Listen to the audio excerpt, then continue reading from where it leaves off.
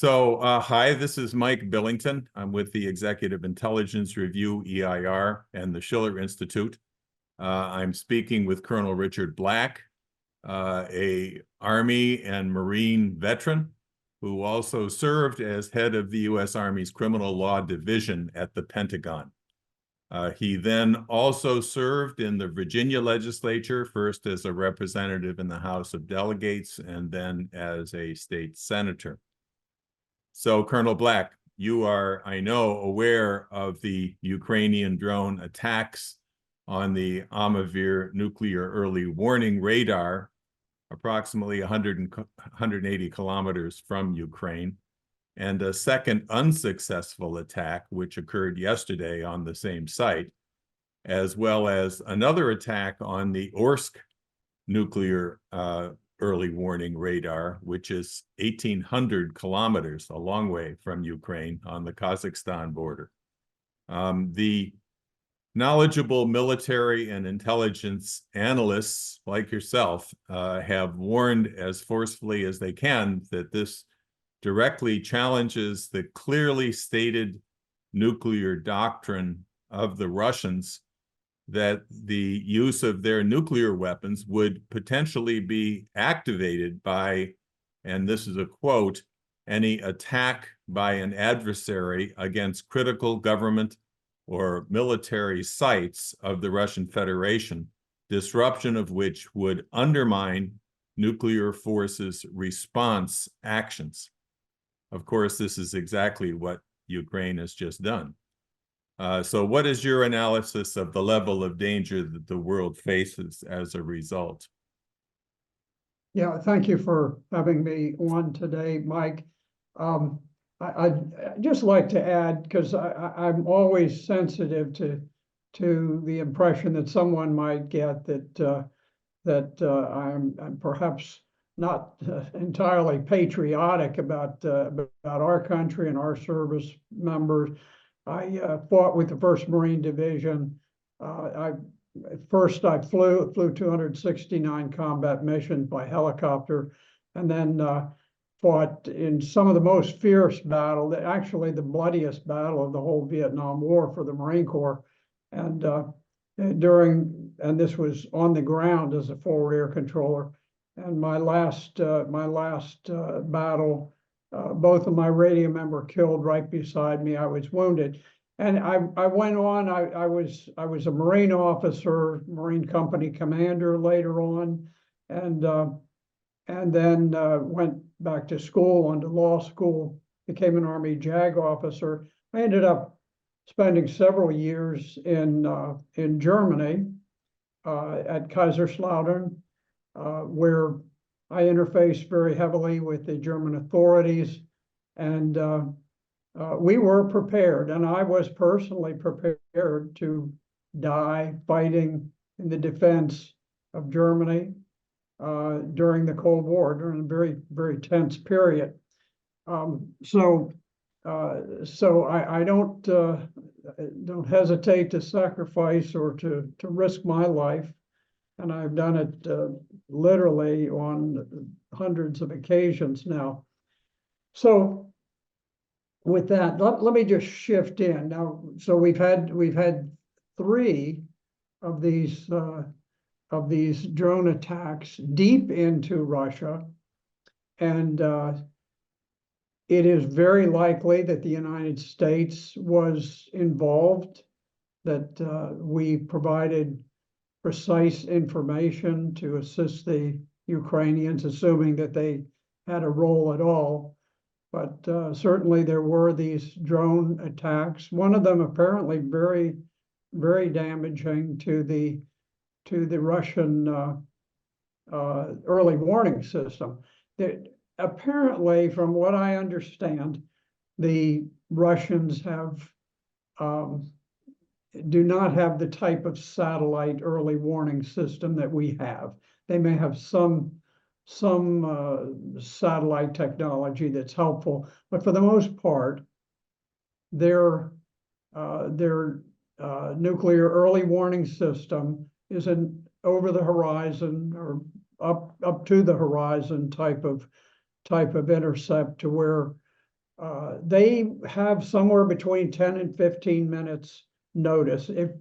If the West fires a massive array of nuclear weapons aimed at Russia, there is a very, very brief time during which they can respond. Now, they have a very well-defined nuclear doctrine. Russia's nuclear doctrine is exclusively defensive, and it provides 4 scenarios under which nuclear weapons can be used. One, of course, is if Russia is simply attacked by nuclear missiles. Another is if nuclear missiles are launched at them. Another one is if the Russian state is threatened by superior weapons, conventional or otherwise, that actually is an existential threat to the cohesion of the Russian nation. Now, the most important, however, is that Russia is, under their doctrine, able to use nuclear weapons if they believe that nuclear missiles are being launched against it. In other words, if an attack is aimed at crippling its nuclear forces, I'm sorry. So they do have the one if they believe there are missiles being launched, but beyond that, Russia believes that there is an attack aimed at crippling its nuclear forces, they can respond. Now, if you look at where we are right now with the 3 drone attacks directed at their eyes and ears against nuclear attacks, this clearly would trigger the nuclear doctrine of Russia. Now, in addition to, there's actually a cohesive movement towards a preparation for nuclear war. I'm not saying that we have made some sort of a decision, but we certainly are laying all the groundwork in case a decision was made. We're attacking their early warning systems by blinding them. We are Okay, so we had a disruption in the recording, but we're back, and Colonel Black will continue with his presentation. Go ahead. Okay, thank you. So in any event, we have the drone attacks. We have significant drone attacks against the Engels nuclear bomber base in Russia, deep within Russia. And additionally, we are on the verge of sending F-16 jets, which are nuclear capable, and sending them into Ukraine. All of these come together, and keep in mind that from the Russian perspective, if you put yourself in their shoes, what do they see? They see that Russia is being blinded to where it can't detect incoming attacks. Its nuclear bomber fleet is being attacked and is being repeatedly attacked.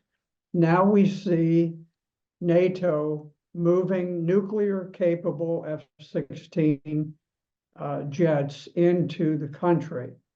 You put all this together, and it's a very nerve-wracking situation for Russia, where they have such a short period between a nuclear launch and a decision being made.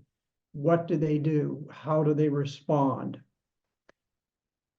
One of the most dangerous things about the entire Ukrainian project is that when the Cold War ended, 1991, and the Berlin Wall fell and the Soviet Union dissolved, the Warsaw Pact dissolved.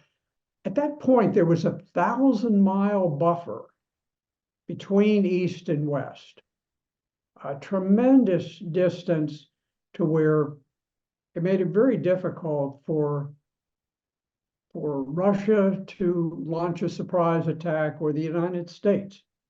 And this was a historic opportunity for both the West and the East to have protection against a surprise attack, and the ability to pick up the phone, and we did create red lines, hotlines where President of the United States could call the president in Russia and say, we're seeing something unusual, what's going on?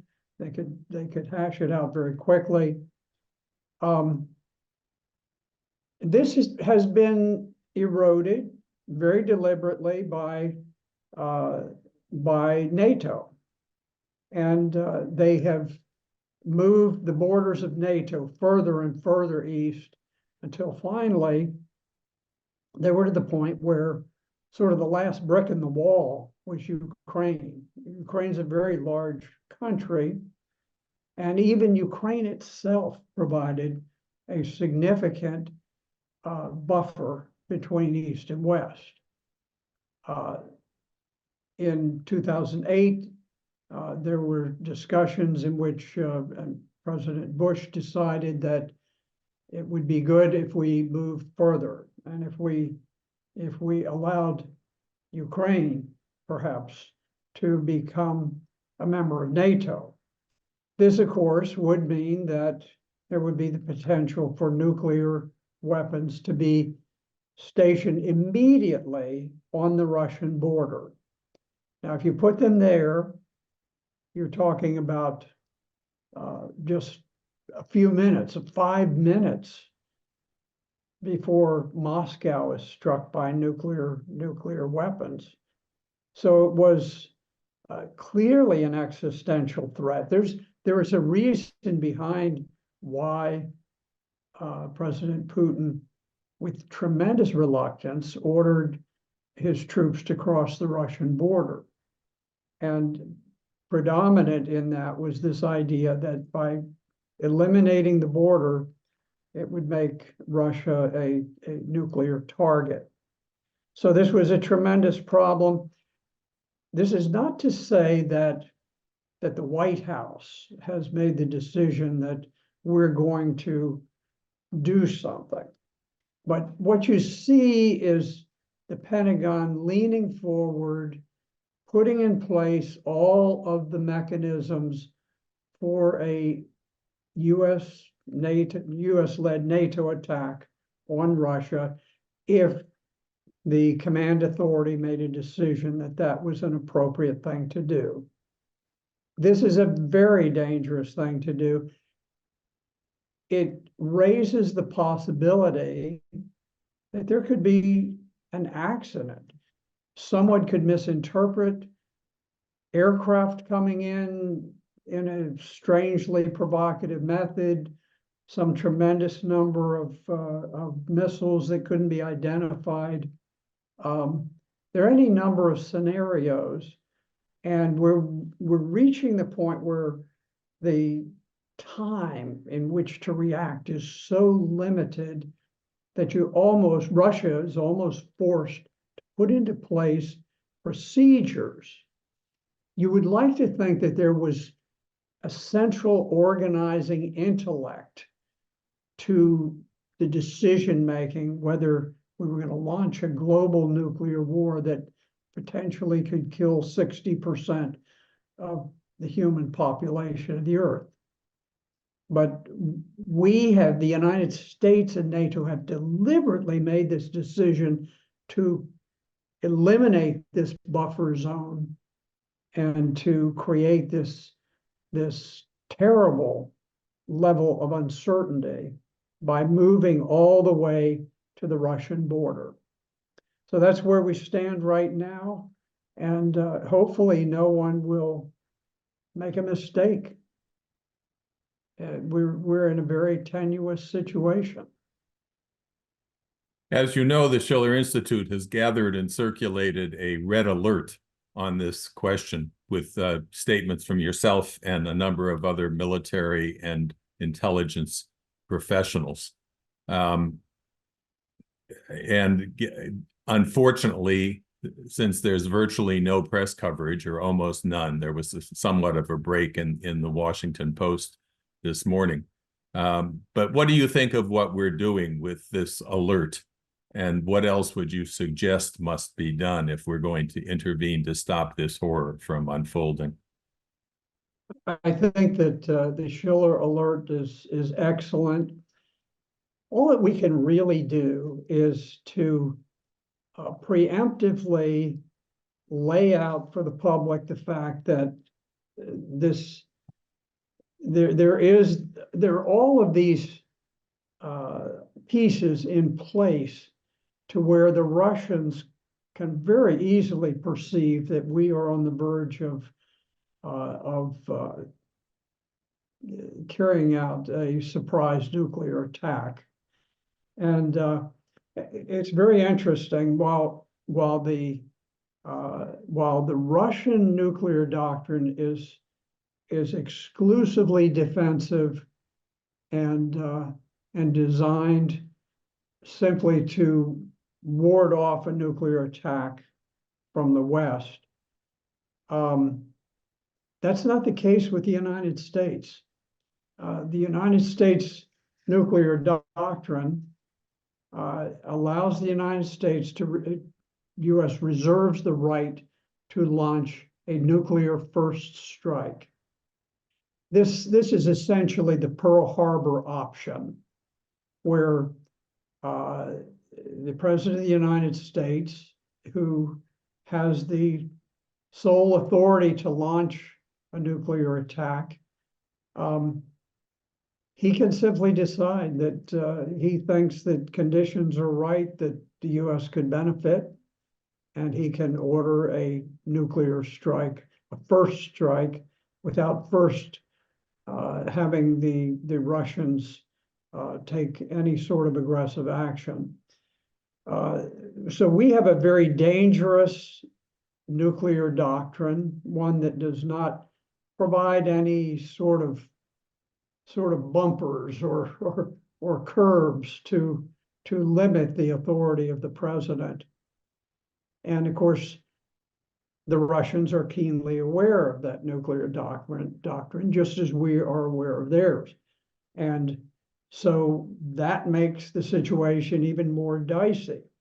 We had the situation where back early on in the war, Senator Roger Wiker, Republican of Mississippi, second highest Republican on the Senate Armed Services Committee, made the statement that we do not rule out the first use of nuclear action.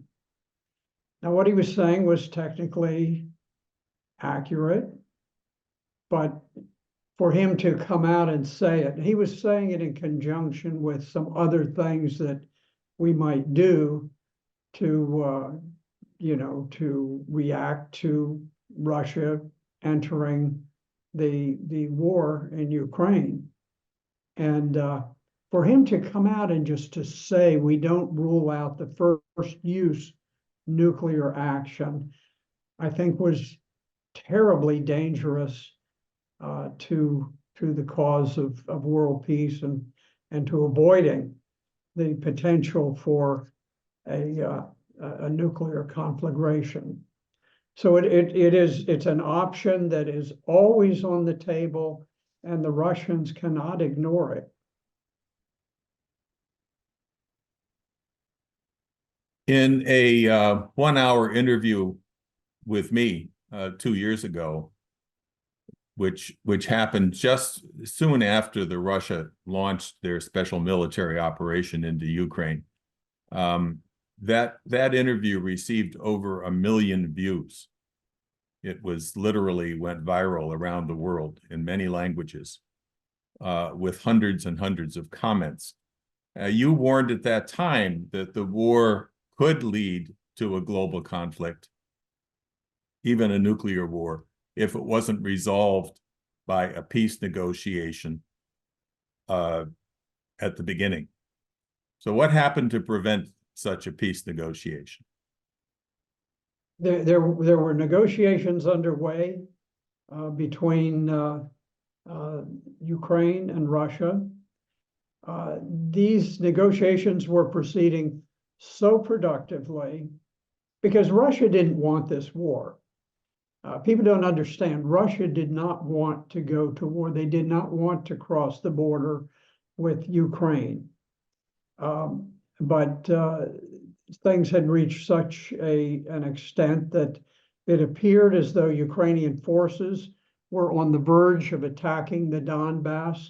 The United States had built up a very powerful military force with which to attack the two breakaway republics. And those republics, Donetsk and Luhansk, had very, very modest military forces, and they would have very quickly been overwhelmed. And Russia they had previously put on the table to NATO a very explicit peace proposal to ward off. They went to desperate measures to avert a war breaking out, and NATO just sort of blew it off. I think the decision had clearly been made that NATO would provoke the war. They would, if it took having Ukraine attack the Donbass republics, they were just on the verge of doing it, and so President Putin very reluctantly ordered the Russian army to move forward. Now, people don't realize that the Russian army, now this is the army of the Russian Federation, not the old Soviet army, which was huge and aggressive, but the army of the Federation, of the Russian Federation, was essentially a home force. They were not an expeditionary force that projected power across the globe. They did not have major experience fighting really large wars. The biggest was their intervention with great reluctance into Syria, where they essentially had air power operating in support of the Syrian army. But very, very little ground warfare. They had fought in Georgia, they had fought in Transnistria, which is part of Moldova. And those were tiny wars. They're like 900 people killed on all sides, including civilians who got crosswise. This was more of a clash than an actual war in Georgia and in Moldova. So when President Putin ordered his attack, I think it was with the realization that either he did it now and knocked off stride the Ukrainians that were about to attack the Donbass, or perhaps face the fact that the Ukraine army would roll literally to the borders of Russia, at which point the Russian people would demand that either he do something or they put in place somebody who would.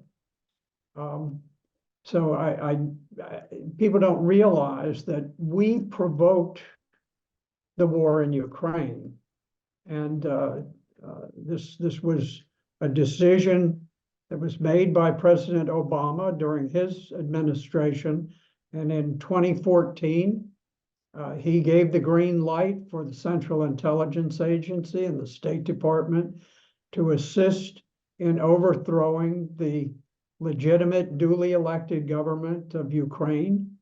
and we carried out a coup, which successfully removed the elected president of Ukraine. And we literally chose the cabinet ministers for the revolutionary junta that took place. And then we worked with them to where they did things that were so provocative that it caused some of the areas, Crimea and the two Donbass republics, to break away. And we essentially forced Russia to cross the border and begin the war. So they were not ready at all at the time. And the Russian army was not structured for fighting overseas ventures or out of the country ventures. And that's why initially the war did not proceed as they had hoped, as the Russians had hoped. But they have changed, and they're now fully mobilized and ready to move forward. So that is where we have come to be, and I think what you see is NATO and the United States, as part of NATO, making this decision that we will up the ante, we will escalate, we will take more and more perilous actions and take this thing right up to the edge of World War III. Even though now it's generally recognized, widely recognized, that the war has essentially been lost in Ukraine, at least on the ground, and that the danger is that, as you just indicated, the US and NATO may decide to escalate to full-scale open direct war with Russia, even nuclear war, rather than to admit defeat on the ground. Your view? Yes, General Syrskyi, the top commander of the Ukrainian forces, has said that subsequent to President Putin's re-election, which went extremely well for him, that the Russian forces have become significantly more active. They have ramped up their offensive, and while we don't know for a fact that the major Russian summer offensive has begun, it is clear that there is a great deal of activity on the border.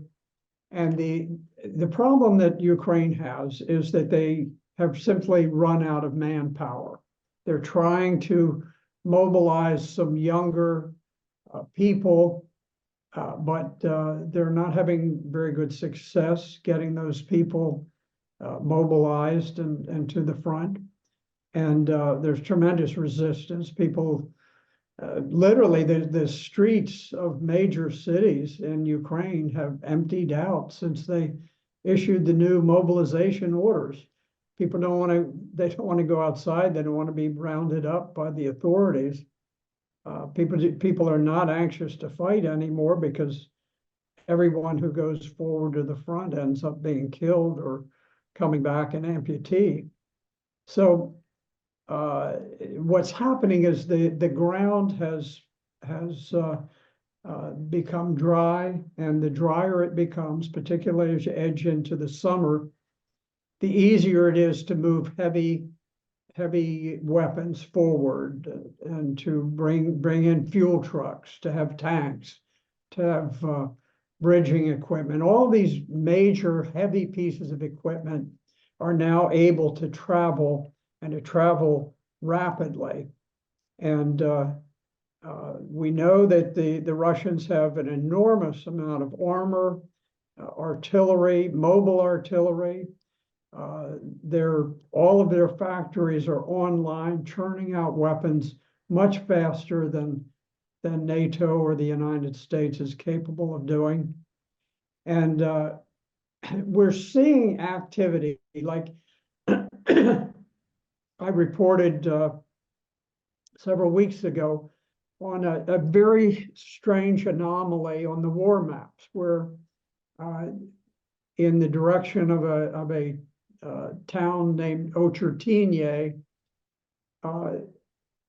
instead of seeing the normal little bump out that you do where the Russians would move forward, you saw a line, an arrow that just stabbed several miles deep into Ukrainian territory. And when I saw it, I thought, that's very unusual.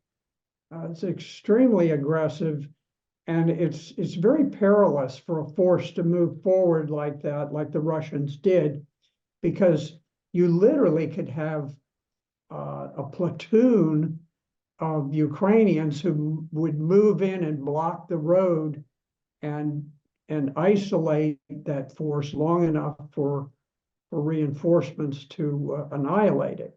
So I watched it over the next few days, and what happened is that initial stab, that arrow line that went several miles deep, began to widen and widen, and they opened the shoulders, and they brought in additional forces to defend the flanks. And then they moved into Ochertinye, which was a significant defensive position, which should have taken a great deal of effort to capture. They captured it in rather short order, and then from there they branched out and they began attacking in different directions. And that has become a major bulge in the Ukrainian lines. It's not clear that the Ukrainians have managed to bring that bulge under control. They may still do it, but they haven't accomplished it yet. And then the next thing that happens, as they're struggling to bring reinforcements in to shore up that bulge, the Russian army made a major attack against the second largest Ukrainian city, Kharkiv. Now, Kharkiv is an odd position because it's located just a short distance from the Russian border, and yet it is the second largest Ukrainian city. And all of a sudden, Russia crossed the border. The defenses were inadequate. There weren't enough people to defend the land leading up to Kharkiv, and the Russians moved out and captured as much territory within days as the entire Ukrainian counteroffensive, this highly touted spring counteroffensive, had captured in its entirety. And they did it with very few casualties. And that forced the Ukrainians to move troops forward. So what's happening is you have this strain all across this 1,000-kilometer border, and they don't have the people to plug it. And I think the idea is sinking into NATO and certain elements in the White House and the Pentagon, State Department, that Ukraine is losing the war, and that there's probably nothing we can do that will change that, unless we do something extremely reckless and we literally go to war with Russia directly, so that all of NATO will proceed to go to war. That decision hasn't been made, but we see them inching further and further. The French have now put elements of the Foreign Legion. You can occasionally see photographs of a dead Frenchman wearing the patch of France on his shoulder. So we're becoming more reckless, more aggressive, and it's just a question of whether we will reach a point where we say, look, this is inevitable. We don't want to risk a nuclear war. or whether we go beyond that point. In an interview you did with our friend Jim Jatras, you compared the Ukraine-Russia conflict to the Civil War in the United States. Do you want to expand on that idea? Sure. When the Civil War broke out, the Confederate States of America had a military tradition. They weren't an urban population. They were an agrarian population. So you had people who were they were pioneers who they built their own homes in the wilderness, and they defended against marauders with their own guns. And the husband, the wife would defend against attacks at the windows. So they were very militaristic in nature. And the Union Army had a very large contingent of Southern officers and enlisted men who were part of the United States Army. Robert E. Lee was the top graduate of West Point, a brilliant officer, and Abraham Lincoln offered Robert E. Lee command of the Union forces, and Robert E. Lee declined respectfully, because while he had loyalty to the United States, his principal loyalty was to his state, as was the case with most everyone at that time. So you had this Southern Army organized, well prepared, and you had a larger force, a Union force that came down out of Washington, D.C. and moved to Manassas, to a place later called Bull Run. And the North was so confident that they were going to succeed that ladies came out in carriages, with their parasols, and they wanted to see this great slaughter of the Southern forces. And before the day was over, they were fleeing in panic as the Southern forces surged forward. So the South was very, very valiant, very organized militarily. It's similar with what we've seen in the very early days of the war in Ukraine, where the Russians came forward. They expected Ukraine to fold quickly. Ukraine didn't. They had a very fine military tradition of their own, aside from the Russian tradition, and they fought very valiantly.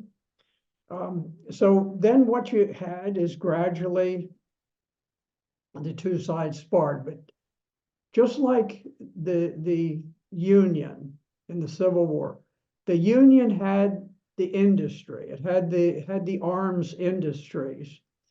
It had the population. Its population was roughly comparable to the difference between that of Russia and Ukraine.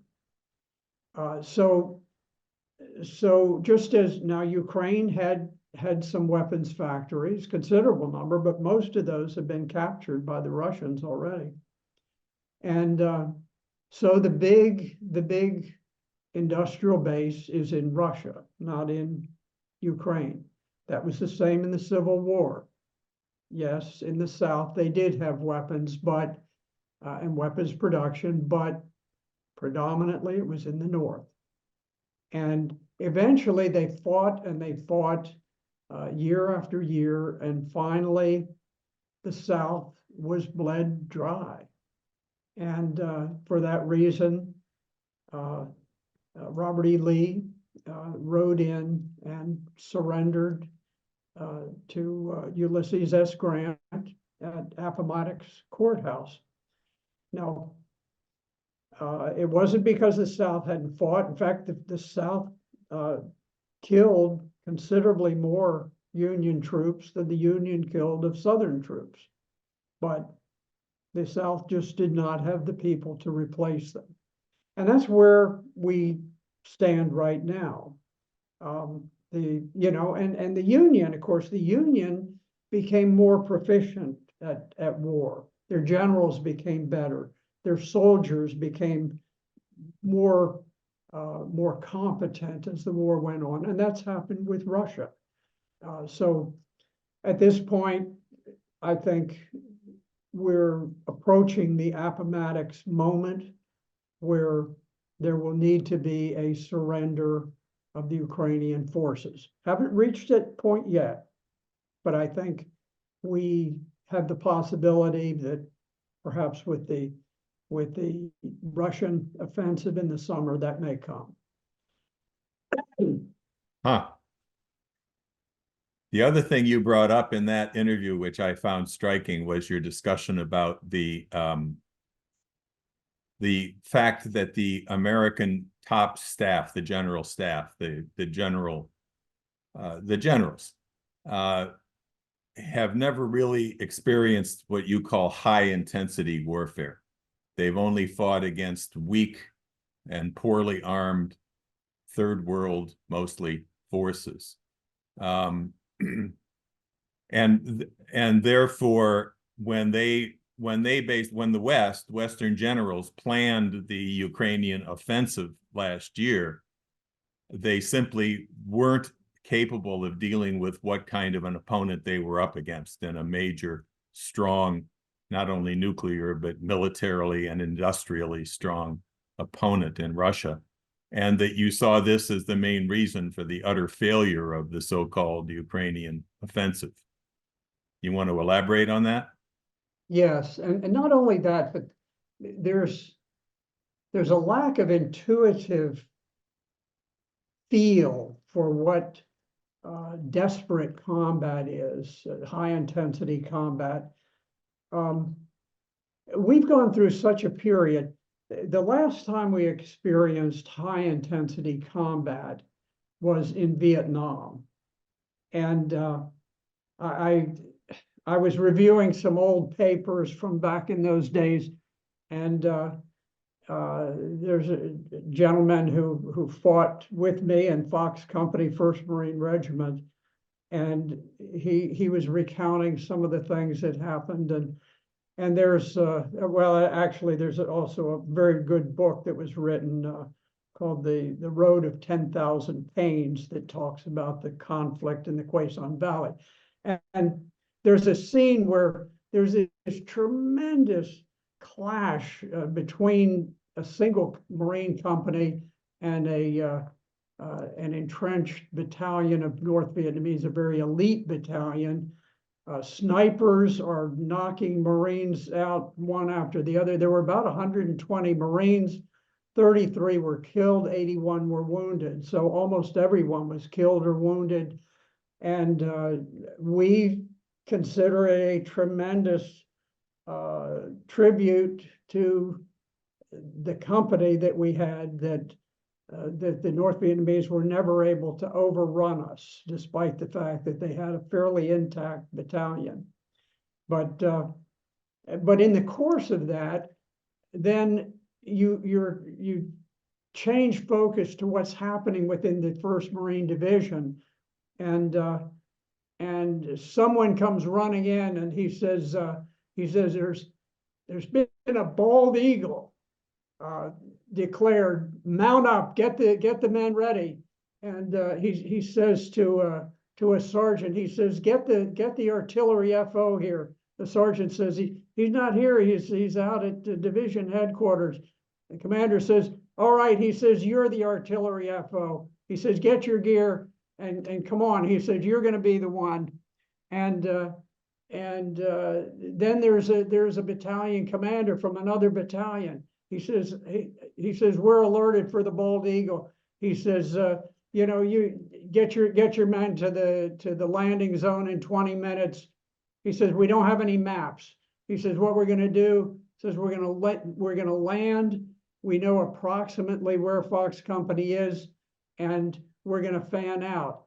And someone says, well, why are we just fanning out? Why don't we just go where they are? He says, they're missing. And all of a sudden, the people there say, missing? What does he mean missing? We have a marine company that has simply disappeared. Well, this was what was happening. Is you had organizations that were just collapsing. You had battalions jumping on, and this one battalion comes in, and the battalion commander, the lieutenant colonel in charge of all the men. Next thing, a mortar hits, and he's got a piece of steel projecting from his head, and everybody thought, oh, he's dead. And somehow he staggered to his feet, and he continued to lead the offensive. I can just barely touch on a little bit of this. They run up forward, and they see that they cross over this one little log, and there are just dozens and dozens of Marines dead, wounded, with flies covering their bodies, and you could just smell the death in the air. And this is going on all over the place on a very large scale. This is what is happening in Ukraine right now. And Americans are not organized for it. They're not prepared for it. If you'll notice, and I don't want to get into the women in combat debate, but you will notice that there are essentially no women in combat with the Ukrainians. They have employed them a couple of times, and sadly they disappeared from the battlefield very quickly. So the United States is organized to where we've literally integrated the men and the women, and it's not a tenable situation in high intensity combat. So we're going to have to suddenly reorganize, and we're having trouble recruiting people. We can't get people to join the military now. We are not prepared to fight, and we are led by these woke generals who are more concerned about pronouns and about critical race theory, and how can you divide your men up into oppressed and oppressors. We are a mess. Our military today, we've changed the names of our bases and erased our military ethos, or this mystic quality of, I'm from Fort Bragg. My daddy was there. My grandfather went from Fort Bragg, and he was in D-Day or whatever. We've erased it all. So we are not in a position to fight.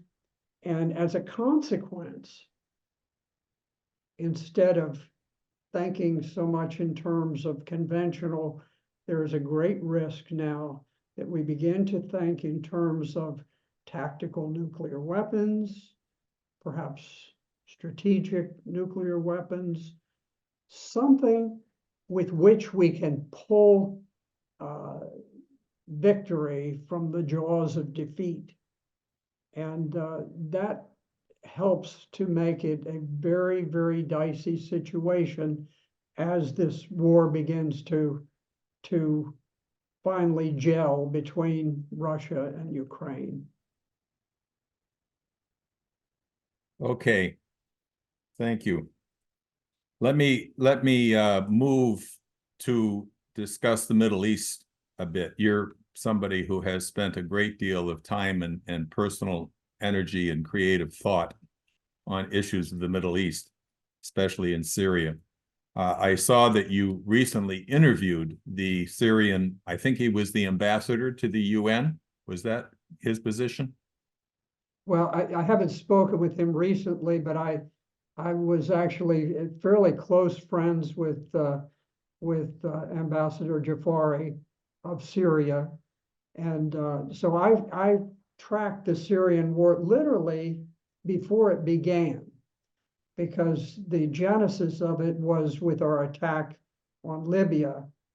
and we attacked Libya. We invaded it. It was an unprovoked attack by France, Britain, and the United States. And the major reason was that we needed weapons with which to overthrow the legitimate government of Syria. And so we utilized Al-Qaeda forces in Benghazi, and we organized them through the CIA, and we had them rise up and basically start a revolution in Benghazi. The central government sent troops to try to bring order because the terrorists were taking postal workers and other civil servants, taking them up on high buildings, and then they would just push them off and push them to their death. And so Colonel Gaddafi, who was very influential in the government of Libya at the time, said, we're going to put an end to this. We're going to restore law and order. We can't have people thrown off of buildings to their death. And he sent forces. And at that point, we used that as a trigger. We said, oh, he's going to be so tough on these people. All they're doing is having a little fun in Benghazi, pushing men and women off buildings. And we went in. First, it was either the British or the French who started bombing, and then we picked up. We did the heavy lifting, and essentially we destroyed the entire country, all of the infrastructure, everything of value, and we captured their arsenal of weapons. They bought a great number from the United States, and we turned over an airfield that had been captured by the terrorists in Benghazi. We turned it over to the Turks, and we flew weapons into Turkey, and under CIA Project Timber Sycamore, which was later declassified, we had a great array of warehouses, and we filled them with these looted weapons from Libya and moved them across the border to supply Al-Qaeda. And ironically, Al-Qaeda they were the force that had crashed the jets into the Twin Towers and the Pentagon just 10 years earlier. And now we were their supporters. And to this day, we have been unwavering supporters of Al-Qaeda. They don't use the name Al-Qaeda in Syria, but there's documents have identified them as Al-Qaeda in Syria. And so we have used the terrorists and used them to try to overthrow the legitimate government. So I followed that for really throughout the war. I was on the battlefront in 2 different places, not under fire, but I landed in Palmyra immediately after a great victory that blunted an enormous ISIS army that came across the desert 100 miles in perfect view of the United States aircraft. And we never dropped a single bomb because we were hoping that ISIS would conquer the Syrian army at Palmyra, and they failed. So I was there, and I was on the front line in Aleppo shortly after Syria won the Great Battle of Aleppo, which was sort of like the Stalingrad of the Syrian war. And I was on the front in a building behind very heavy sandbags, and I peered through the embrasure to look out to the other side. I knew there were snipers, but I also knew that it took them a certain time to sight in and to fire and for the bullet to travel. And after I had looked through the embrasure for a few moments, one of the Syrian generals literally grabbed me and pulled me out of there so that I wouldn't be a target. I think he didn't want President Assad to hear that he had allowed me to be shot by a sniper. But in any event, I've followed that very, very closely. And it has some relevance to what's going on, because for the longest time, of course, ISIS and Al-Qaeda drove forward, they drove back the Syrians, and then there was the great victory at Palmyra, and then there was this back and forth, sort of a stalemate, a little bit like we've seen in Ukraine. And then it just reached a point where it stalemated, and then there was sort of a shudder on the lines, on the Al-Qaeda, ISIS lines, and the Syrian army began to break through, and the terrorists began to withdraw and to roll back and to roll back, and the Syrian army moved faster and faster, and eventually there was a full retreat, and both ISIS and Al-Qaeda would have been utterly annihilated had it not been that President Obama, after swearing on whatever he swears on, it's not the Bible, that there would be no American boots on the ground, he sent in American troops. They worked to outrace the Syrian army and to capture northern Syria, so that we would control the wheat, the breadbasket of Syria, and the oil. And that way we would be able to impose famine conditions on the country and to keep them from having the oil with which to rebuild the nation. And that is the situation we're in today.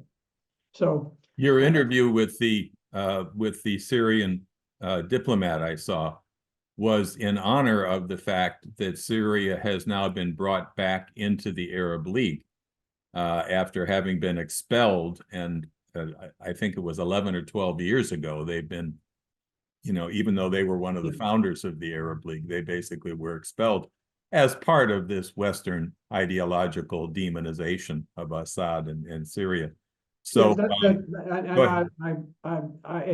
mentioned that I hadn't seen him for quite a while. That was the new ambassador, and yes, we did do an interview with him, and that was certainly more recent. And what do you think about the situation now with Syria, and what do you think the Arab states can do to try to intervene on this slaughter in Palestine? Let me talk about the situation in Palestine with the other Arab countries. We have kind of a tenuous situation emerging there, and I don't know what will happen. But Egypt has had one or more of its soldiers killed on the border.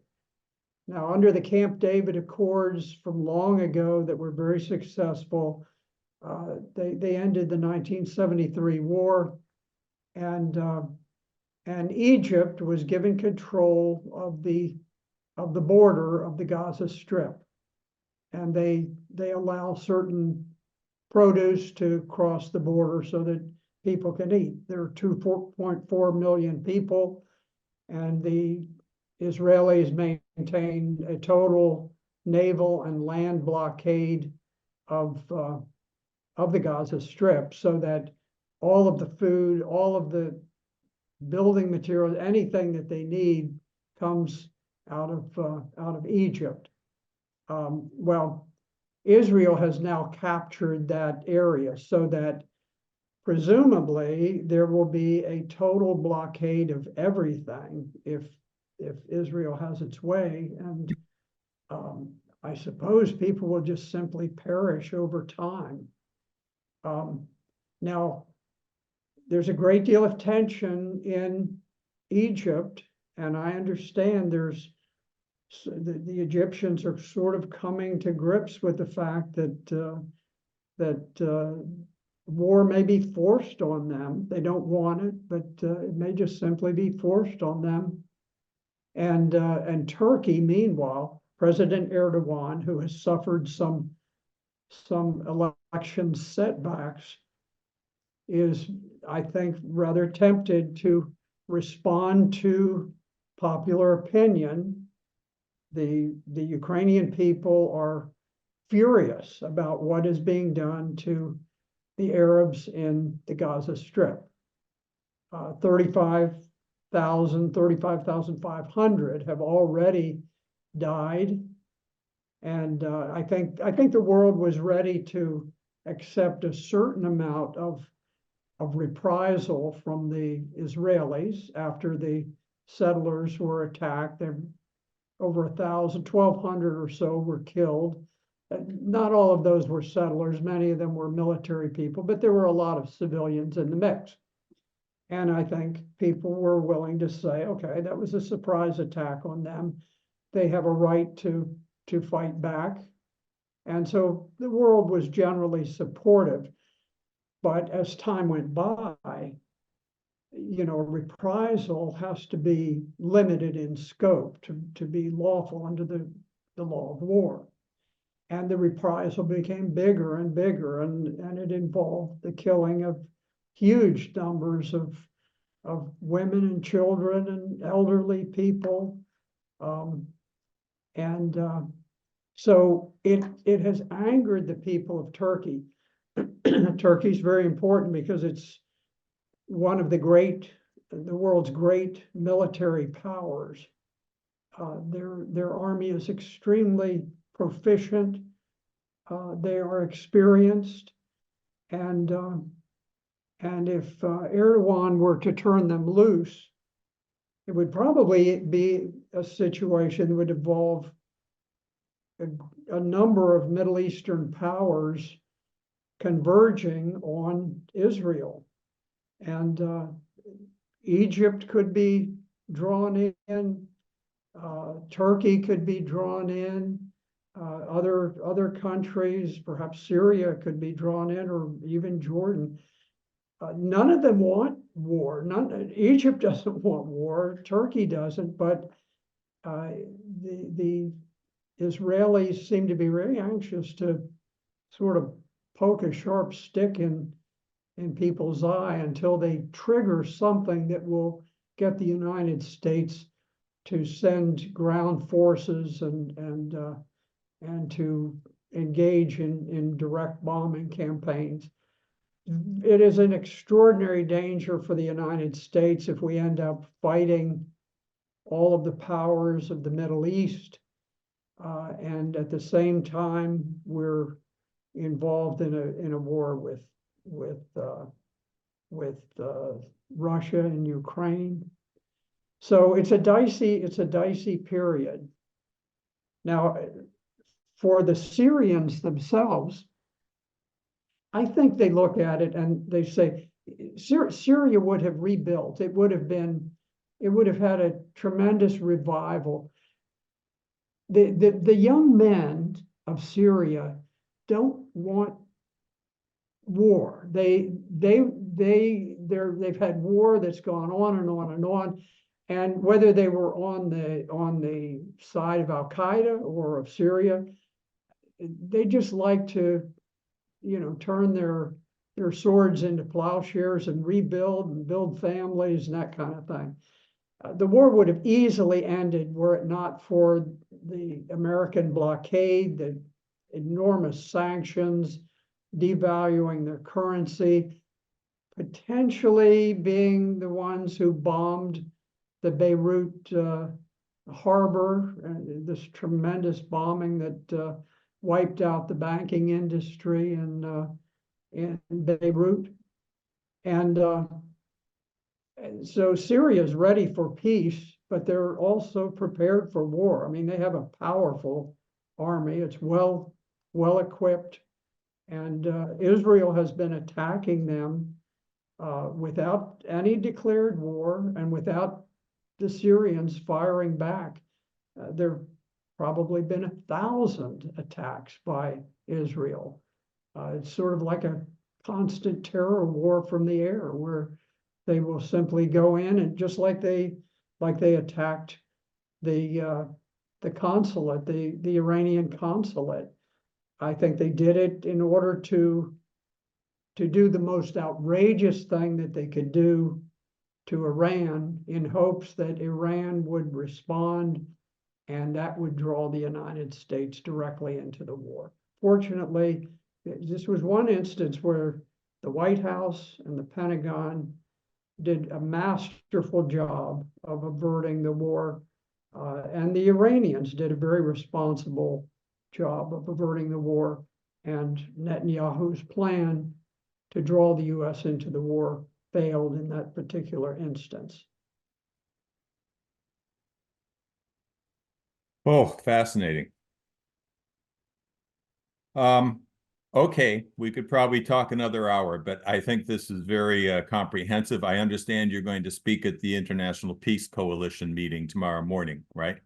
Yes, that's correct. And I hope people will listen in, and there are going to be some tremendous speakers. And basically, the Schiller Institute is trying to mobilize public opinion to bring a greater air of caution, because it's by preempting the most aggressive and most reckless people that we have managed to ward off some of the worst excesses during this war. And if we can continue doing it successfully, then perhaps peace will come, and we can reconsider our foreign policy and some of the very grave mistakes that we've made recently. Indeed. Well, thank you very much, Colonel Black. I always appreciate hearing from you, and especially having a chance to talk with you like this. So we will certainly get this interview widely circulated, and we'll also get the meeting tomorrow, the IPC meeting with you and others who were speaking there, widely circulated. So it certainly is time for action if we're going to avoid this disaster. And I think you have to maintain a certain optimism that the vast majority of the world is